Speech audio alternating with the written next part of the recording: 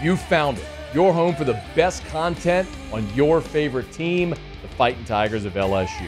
Do us a favor. Subscribe to the channel. Leave your comments below. And be sure to smash that like button.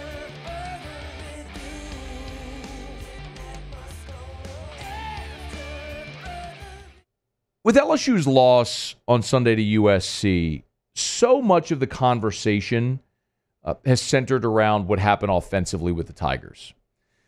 And I understand it. You put up 20 points.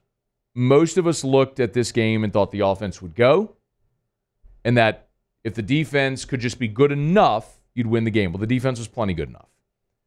I mean, you held Lincoln Riley's offense to 10 points in the first half, and they were sitting on 20 points with until 8 seconds to play in the ballgame. The defense, while it gave up plenty of yards, I think did exactly what they were trying to do. They played cover 2. They said, we're going to give you the 8-yard reception. We're not giving you the 80-yard reception.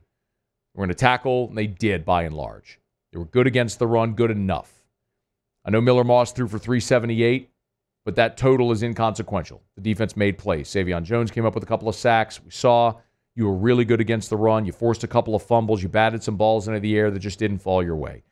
The defense, I'll put it to you this way, you'd probably agree with this. The defense we saw on Sunday night, if LSU a season ago had that caliber of defense, that's a college football playoff team. You're at least beating Ole Miss. And I don't know, maybe Florida State, maybe Alabama, who knows how it may go. So naturally, a lot of the questions were going to be about the offense and what happened, and did they get too conservative? It was the question Brian Kelly got out of the chute. Did they get too conservative on offense in the second half? Here's what he said.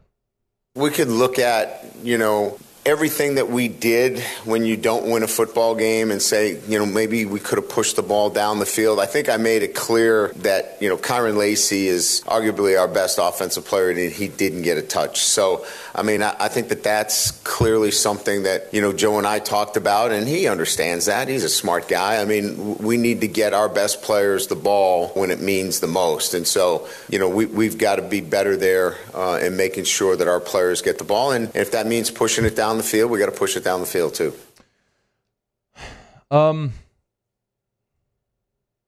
Here's a point about Kyron Lacy. Kyron Lacy had 4 catches on the opening possession of the ball game. He had 7 in the first half. He didn't have a catch in the second half and only had 2 targets.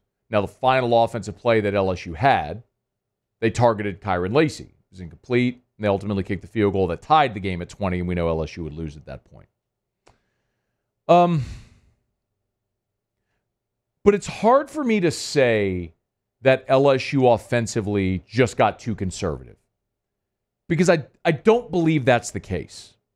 Hear me out. I'm not saying it was perfect, but you have to go through situations in the game to either confirm or disconfirm whatever your opinion is based on the context of the situation. Here's what I mean. LSU had 10 players catch a ball. 10. They did an incredible job of spreading it around and using the weapons at their disposal. You think LSU got too conservative and too run-happy? LSU threw the ball 38 times. They ran it 26. They threw the ball 12 more times than they ran it. In the first half, they threw it 24 times. They ran it 13. In the second half, they threw it 14, ran it 13. They were almost a 50-50 split. And you can say, well, look, they didn't throw it as much. Well, they didn't have as many plays. I thought the run-pass balance was really good. Let me give you an example. The drive that LSU had in the fourth quarter that tied the game, okay? Remember, SC scores to go up 20-17. LSU gets the ball down 3. You got to go tie or take the lead. You get the ball with 3:57 to play. You get the ball, with 5:44 to play in the ball game. You start with a false start on Will Campbell, and then they give it right back with the offsides penalty. So it's 1st and 10. Nussmeier, short pass to Aaron Anderson for 3 yards, so they throw. Come back with a 3-yard run by Josh Williams. They come back with the 41-yard catch and run by Aaron Anderson. So they go pass, run, pass. Boom, you're right down the field. They come back with a run by John Emery for no gain. They throw it to Xavier Thomas for 12 yards, get you the first down. John Emery runs it for 2 yards. So again, they've alternated. They've alternated run, pass every play. They've gone run, pass, run, pass, run, pass. Then Nussmeier throws that ball to Aaron Anderson, which was the one bad ball of the day. It was literally the only bad ball of the day by Garrett Nussmeier. And they had the play set up perfectly to where if he makes the throw, Aaron Anderson walks in the end zone. And now you've got the lead with 2 minutes to play in the ballgame. That incompletion came at the 2-minute timeout. The next play, they targeted Kyron Lacey on 3rd and 8. It was incomplete. They kicked the field goal to tie it. My point is, that was a beautiful drive. With 5 minutes to go, you had a perfect run-pass balance. You kept USC off balance. You went right down the field, and you had a touchdown, a go-ahead touchdown play called, scheme, perfect. You didn't execute. I'm not saying the loss is on Nussmeier. Do not misunderstand me. That is not the point of this. Garrett Nussmeier thought was fantastic. He protected the football. He managed the offense. He took what the defense gave him. He threw for 300 yards. He was very good. He missed one throw. It was a big throw. It was a big play in the game. But my point is, if you're just saying they got too conservative, right there, that was a brilliant drive called by Joe Sloan. Go back with me. Go back to when LSU takes the lead on Aaron Anderson's catch and run, right? You score to take a 17-13 lead, and then you hold USC 3 and out. You're up 17-13, boom, you force a 3 and out. LSU gets the ball. John Emery, 6-yard run, you're pounding him now. Nussmeier passed to John Emery for 10 yards. Again, run, pass, boom, end of the third quarter. 1st and 10. John Emery run for 4 yards. 2nd and 6. I loved this play call.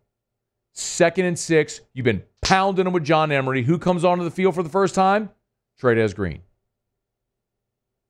And they found a way to scheme an ISO play for Trojans Green, where it's one-on-one, Trojans Green down the field with an undersized defensive back.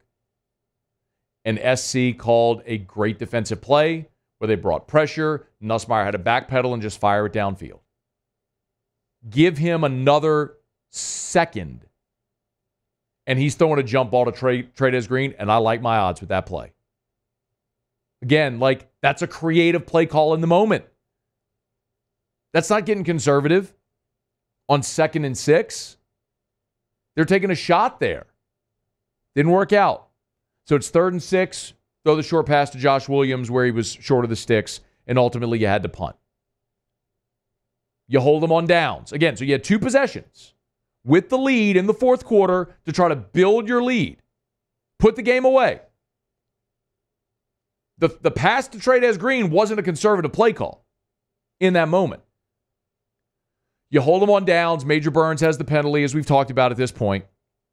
So instead of 1st and 10 at your 36, it's 1st and 10 at your 31. John Emery gets popped for a 5-yard loss. Nussmeier, beautiful ball to Kamori and Pimpton for 14 yards. It's 3rd and 1.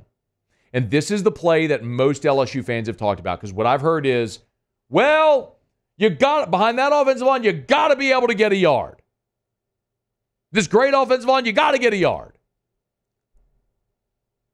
Go back and watch the play. You had John Emery in the game, who had been your fresh legs back. I mean, just look at what had happened in the second half with John Emery. He was your guy. And they hand the ball off. They're going to run to the left side behind Dellinger and Will Campbell. And they had room. John Emery's getting a yard. Did you see where the tackle came from? You had Kamori and Pimpton who caught the ball in the previous play. Remember, you caught the ball in the previous play with Kamori and Pimpton. So now they're looking, going, we got to guard the freak show tight end. But he stayed in the block, lined up on the right side of the line, and he just whiffed. The defensive end came inside of him, crashed down, and crushed John Emery for a loss. Wasn't on the offensive line. You had the sophomore tight end in there who missed the block. I'm not putting the loss on Kamorian Pimpton in any way. But on that play, the play call was good. The hole was there. You had the right running back in. You had a young tight end who's not used to blocking who missed a block. And now you're off the field. 3 and out. I mean, if Kamorian Pimpton holds him up a split second longer, you get the first down, you milk at least 2 more minutes off the clock. Maybe you go punctuate the game with a game-winning drive there. I know this sounds like ifs and buts and all that stuff. In part it is, but you have to look at all this in context. Yes, there's things that the coaching staff should have done better. I am incensed and continue to be incensed at Brian Kelly's insistence on taking the football when you win the toss. It is a mathematically stupid decision. You want the ball at the end of the first half, start of the second half to go back-to-back. USC almost did it. Kid missed a 29-yard field goal. You want the extra possession in the second half by getting the ball first in the second half. That's coaching. You had to delay a game coming out of a change of possession. I crushed Ed Ogeron for that. When they'd have to burn a timeout coming out of a change of possession. Happened on Saturday. Inexcusable. That's coaching. You had 2 personal foul penalties against veteran players. You could say that's discipline, that's coaching. I think that's shared blame. Veteran players have to know better. They have to know better in that moment. And then you had plenty of penalties that were just physical mistakes. You had PI on Sage Ryan, PI on PJ Woodland. They were beat. They committed PI. It's what it was. Point is, man, there was plenty of blame to go around. It was hardly a flawless game, and in spite of that, you were still right there. But all that to say, when you look at the sequence of how the game played out, I don't think it was a poorly called game. Could they and should they have forced the ball to Kyron Lacey in the second half? Yes. And in the biggest play of the game, they tried to get it to him. And it was incomplete. But even with all that, you could look at Kamorian Pimpton holding up a block for a second. John Emery gets that first down. Garrett Nussmeier, an accurate throw to Aaron Anderson. You scored the go-ahead touchdown. Just one of those days where a lot of little things that you needed to go your way didn't. And in a close ball game, the little things get magnified because those little things can be the difference in a win or a loss when you're playing a one-score game down in a tie ball game down to 8 seconds to go, which is how I thought the game was going to go. We talked about it all week. Thought this was a one-possession game. I just thought LSU would be able to lean on USC late and go win the game, either ice it or kick the late field goal. It inverted. LSU didn't make the plays late. SC scored touchdowns on their last 2 drives to take the lead. Then after LSU tied it, to take the lead again. And you tip your hat. They went and made the plays where you didn't late in the ballgame.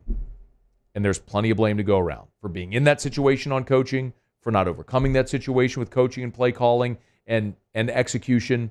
It's just a team that in a close game needed a few more little things to go their way and didn't. So you hope over the next month you improve on it. And we'll see if they can. Because if you can and you get to that game in October against Ole Miss and you manage to win it, then you're playing for tremendous stakes in the second half of the season. But you got to get there. I know it doesn't feel like it today, and it sucks talking about a loss for the 5th consecutive year in an opener. But there's a lot of good built into that team right now. Just got to keep improving. Hey, thanks so much for watching. Please leave your comments. I love to interact. And be sure to hit the red subscribe button below.